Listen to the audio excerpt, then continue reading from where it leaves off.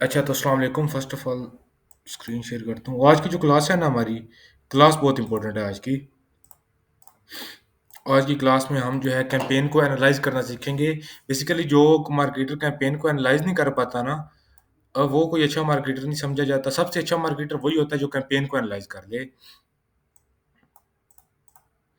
अच्छा, सबसे पहले हमने 3 चीज़ें एनालाइज़ करनी होती हैं, अपनी ऑडियंस, अपना क्रिएटिव और अपनी वेबसाइट। ऑडियंस से हमारा क्या मतलब है कि ऑडियंस जिनको हम ऐड दिखा रहे हैं ना, वो कैसी है? वो हम ठीक बंदों को ऐड दिखा रहे हैं या नहीं दिखा रहे, ये चीज़ें होती हैं।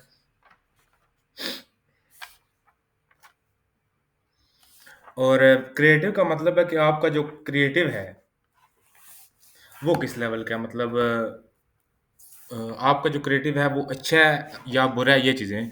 वेबसाइट का मतलब आपकी वेबसाइट सही से काम कर रही है या नहीं कर रही। सबसे पहली चीज़ है हमारी सीपीएम। मैं एड मैनेजर खोल के आपको दिखाता हूँ।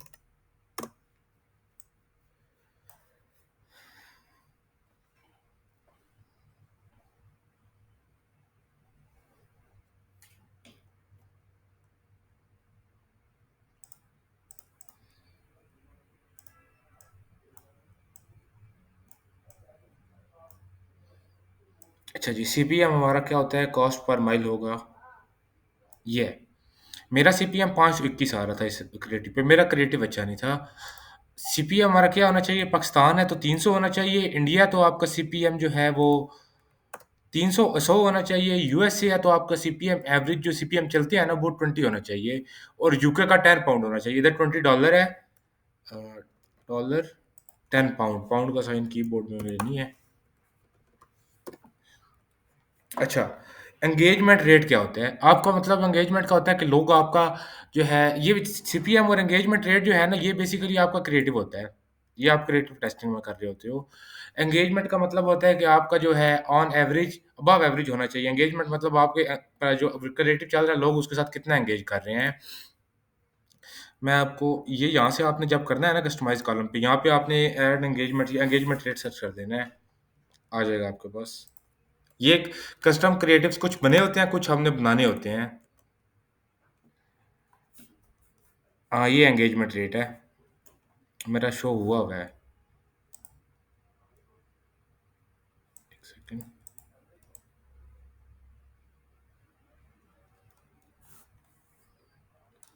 और उधर तो दिखा रहा है शो हुआ हुआ है, लेकिन इधर कर नहीं रहा शायद, या मुझे नज़र नहीं आ रहा।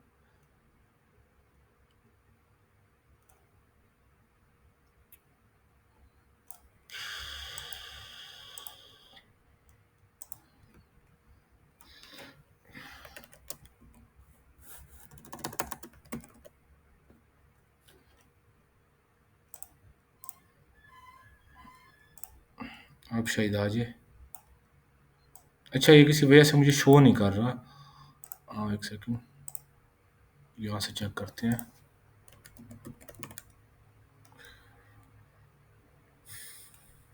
पोस्ट एंगेजमेंट कर लें आप। हाँ, पोस्ट एंगेजमेंट कर ले, शायद ये आ जाए।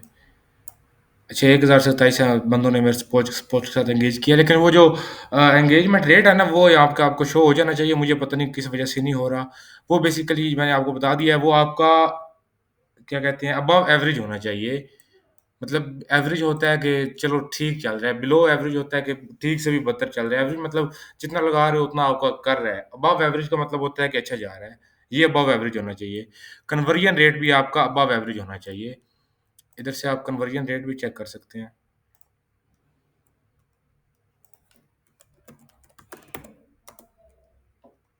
अच्छा, कन्वर्जन रेट रैंकिंग आ रहा है, कन्वर्जन रेट नहीं आ रहा मेरा।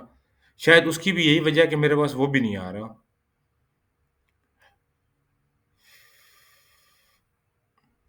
अच्छा, ये तो वेबसाइट का है ना, मुझे अभी समझ आई है। एंगेजमेंट वगैरह और एंगेजमेंट रेट तो चलो पोस्ट का है जो, लेकिन कन्वर्जन रेट है ना, वो आपकी वेबसाइट का है। मेरी यहाँ पे वेबसाइट नहीं लगी है। मैं देखता हूँ किसी और में है या नहीं है। नहीं, इनमें से किसी में भी जो है ना मेरी वेबसाइट शायद इसमें हो। मैं ये चेक यहाँ से चेक करके बताता हूँ। इसमें अब मेरा पेमेंट एरर होगा लाजमी।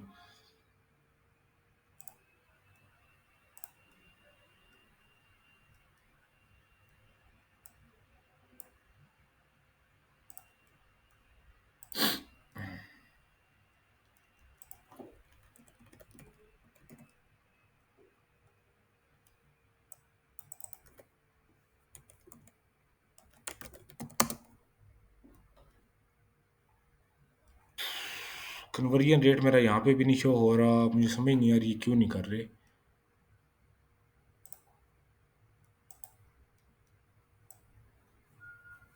चलें इनको छोड़ दें, ये दो दो चीज़ें जो हैं ये जब मुझे आ गई ना, मैं देखता हूँ उनका क्या हिसाब किताब है, फिर मैं आपको इधर डॉक्यूमेंट में ये ऐड कर दूंगा।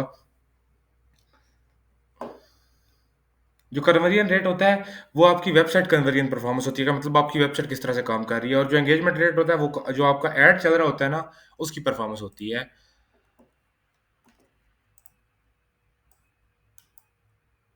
मेरा दिल है कि शो हो जाए ये दोनों चीज़ें यहाँ पे, लेकिन चलें हो सकता है ये भी हमें बनाने पड़े।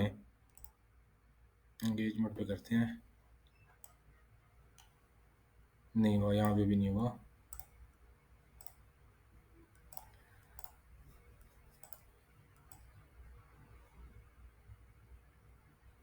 चलिए इसके बाद हमारी एक और आती है क्वालिटी रैंकिंग, उसकी तरफ जाते हैं, ये बाद में कर लेंगे।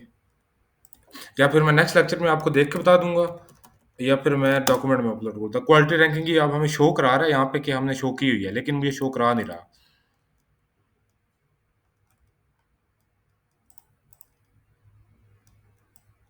यहाँ पे देखें ना, नहीं करा रहा।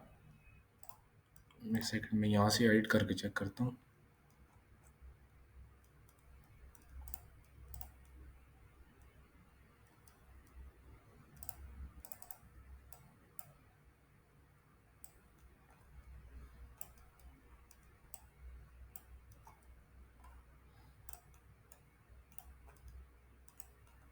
शायद इससे पहले पे आ जाए।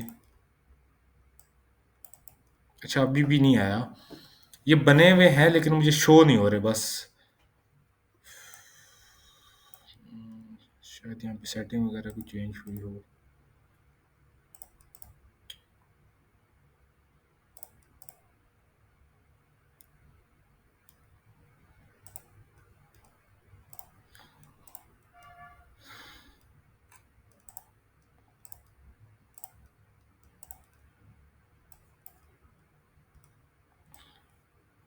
चलें ये नहीं शो हो रहा, ये मैं देख के बताता हूँ आपको किस तरह से आपको शो होंगे। वैसे हो जाते हैं नॉर्मली, मेरा पता नहीं क्यों नहीं हो रहा। अच्छा, तो उसके बाद सीपीए मैंने आपको बता दिया आपका कितना होना चाहिए। अब आ जाती है बात बारी सीटीआर की। अगर आप इमेज या वीडियो ऐड चला रहे हो तो आपका 2% से अबव होना चाहिए सीटीआर। ठीक है। अगर आप कैरोसेल चला रहे हो तो आपका जो है अब 4% से अबव होना चाहिए। सीटीआर आपका यहाँ पे आ रहा होता है। ये है आपका सीटीआर। एक सेकेंड।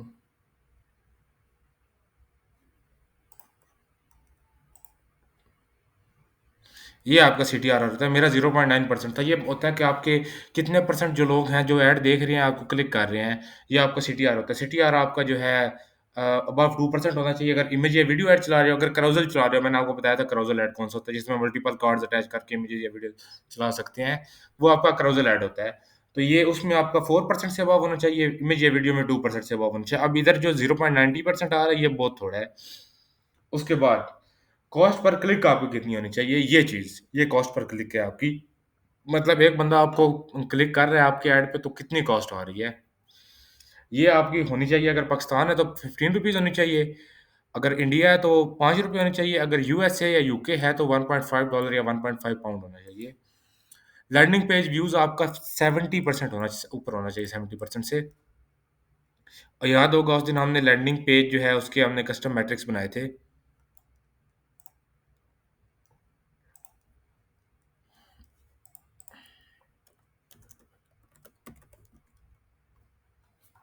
ये ये आपका लैंडिंग पेज व्यू है। ये बेसिकली बताता है कि आपकी जो है ना वेबसाइट, इधर ये मेरी वेबसाइट वैसे है नहीं, इस वजह से मुझे शो नहीं कर रहा। ये आपको वो दिखाता है कि आपके कितने परसेंट लोग हैं जो आपके लिंक पे क्लिक कर रहे हैं, लेकिन आपकी वेबसाइट पे उसमें से कितने परसेंट लैंड कर रहे हैं। ये आपको बताता है कि आपकी वेबसाइट कितनी अच्छी है, कितनी फास्ट लोड हो रही है, ये चीज़ें बताता है। अगर आपकी वेबसाइट पे फिर 70% से कम है लैंडिंग पेज व्यूज़ की परसेंटेज, तो मतलब आपको अपनी वेबसाइट जो है उसको इम्प्रूव करने की ज़रूरत है। अच्छा, उसके बाद क्या आता है?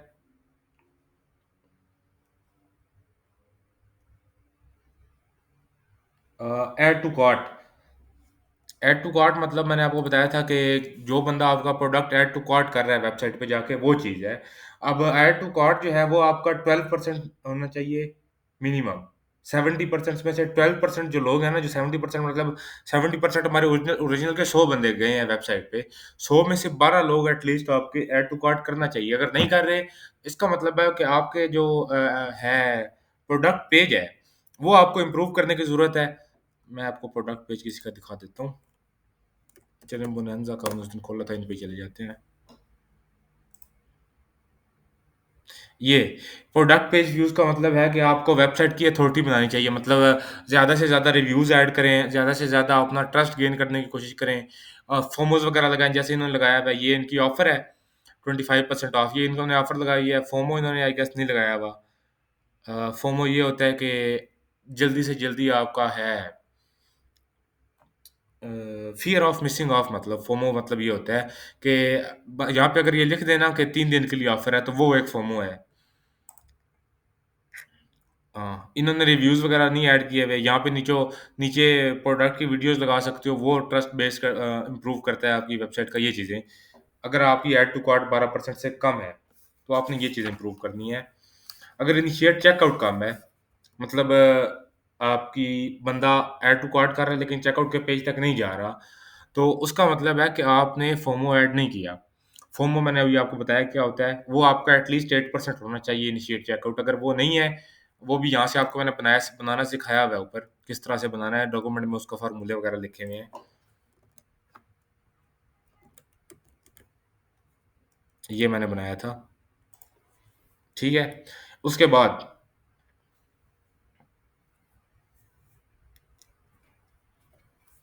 परचेज़, जो आपकी जो मैंने परचेज़ का एक आप बनाया था यहाँ पे, 1 सेकंड में परचेज़ भी दिखा देता हूँ।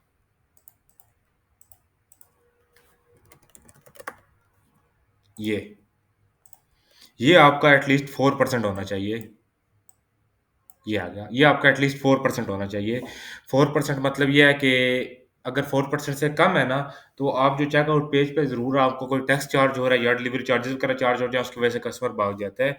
तो आप प्रोडक्ट की जो है प्राइस में डिलीवरी चार्जेज़ ऐड करके उसको लिख दो 50% ऑफ, तो उसके ऊपर जितनी बनती है ऊपर डाल के, तो 50% ऑफ करके ओरिजिनल प्राइस डिलीवरी चार्जेज़ वगैरह डाल के, तो आप सेल कर सकते हो, एंड पे डिलीवरी फ्री बता सकते हो। ये भी एज़ ऑफर डाल सकते हो आप लोग। और अगर आप अगली बात पे आ जाएँ, अगर आपका कस्टमर वेबसाइट पे जाता है और एक चीज़ ऑर्डर प्लेस करता है, ये जो तीनों चीज़ें मैंने बताई हैं ना, इनकी ये 2 तरीके हैं, मतलब 2 सिनेरियोज़ हैं इनके। अगर आपकी वेबसाइट है, वहाँ पे बंदा जाता है, एक ही जो है ऑर्डर प्लेस करता है ऑन एवरेज। मतलब यहाँ पे बंदा गया है ना इस पेज पे, तो उसने ये एक सूट परचेज़ किया है सिर्फ़, इस तरह की वेबसाइट्स। तो वहाँ पे जो है आपका ऐड टू कार्ट 12% होना चाहिए, इनिशिएट चेकआउट 8% या इससे ऊपर होना चाहिए, 4% या इससे ऊपर होना चाहिए परचेज़ वैल्यू का परसेंटेज इनकी। इनकी मैंने ये बता दिया यहाँ पे जो-जो मसले हैं, इन चीज़ों को इम्प्रूव करने के लिए। अगर आपकी वेबसाइट सॉरी, ये है कि अगर एक से ज़्यादा ऑर्डर कर रहे हैं, एक से ज़्यादा चीज़ें ऑर्डर कर रहा है बंदा आपकी वेबसाइट पे, होता है ना, आप जैसे ज्वेलरी की वेबसाइट्स होती हैं, वहाँ पे बंडल्स होते हैं। एक आप चीज़ बाय करो, मतलब आपने कोई चूड़ी वगैरह या कंगन वगैरह बाय कर लिया, साथ वो आपको रिंग की दे देंगे कि ये साथ बाय करो तो आपको एक्स्ट्रा 10% ऑफ मिलेगा, ये चीज़ें। तो उसके लिए ये है। अगर आपकी वेबसाइट है, वहाँ पे सिर्फ़ एक ही चीज़ सेल हो सकती है, मतलब ऑन एवरेज वहाँ पे एक बंदा एक चीज़ सेल कर रहा है, तो वहाँ पे जो आपका ऐड टू कार्ट है ना, वो होना चाहिए अबव 8%। अगर आपका स्टिल जो है आप इश्यू फेस कर रहे हो, तो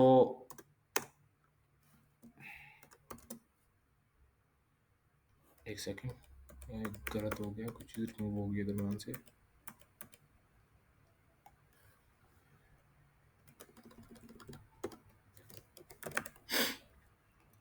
अच्छा, ऐड टू कार्ट आपका सेम है, 12% ही होना चाहिए हर जगह पे।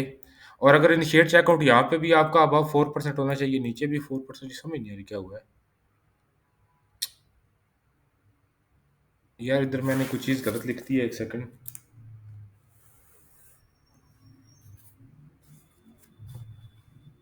अच्छा, होना इधर भी वही चाहिए।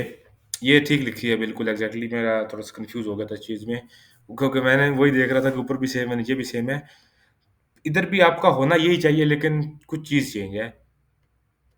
Website trust convincing product page आपने बनाना है। अगर फिर भी इश्यू फेस कर रहे हो, तो आप फोमो अच्छे से अच्छा फोमो ऐड करो। जैसे अच्छे फोमो में ये आता है कि सिर्फ 2 प्रोडक्ट रह गए हैं, 1 प्रोडक्ट अवेलेबल है, लास्ट है। इस तरह से चीज़ें करके, या फिर ओनली 24 हॉर्स की जो है ऑफर है, ये चीज़ें करके। ओके, सेम इसका भी वही है। डिलीवरी फी या टैक्स वगैरह चार्ज कर रहे हो, अगर 4% से कम है आपकी परचेज वैल्यू तो। अच्छा, आज की क्लास में यही था। नेक्स्ट क्लास में हम देखेंगे ए बी टेस्टिंग का। ए बी टेस्टिंग आपको शुरू में मैंने दिखाया था, और ये फार्मूले वगैरह किस तरह बनाने हैं ये आपको बता दिए थे। एक सेकंड, एक और चीज़ जो हम देख रहे थे ना, एंगेजमेंट वगैरह, वो आई गेस यहाँ पे आता है, ऐड एंगेजमेंट। अच्छा, क्वालिटी रैंकिंग इसे इसने शो कर दिया हुआ है। अ, ये क्वालिटी रैंकिंग है। अब मेरा यहाँ पे शो नहीं कर रहा कि मेरा बिलो एवरेज है, शायद इस वजह से। ये एंगेजमेंट रेट है आपका, ये कन्वर्जन रेट है। ये चीज़ें आप यहाँ पे चेक कर सकते हो ऐड लेवल पे। उस टाइम मैं थोड़ा कंफ्यूज हो गया था, वहाँ पे शो क्यों नहीं हो रहा। तो इसके अलावा किसी का कोई क्वेश्चन हो तो आप पूछ सकते हैं।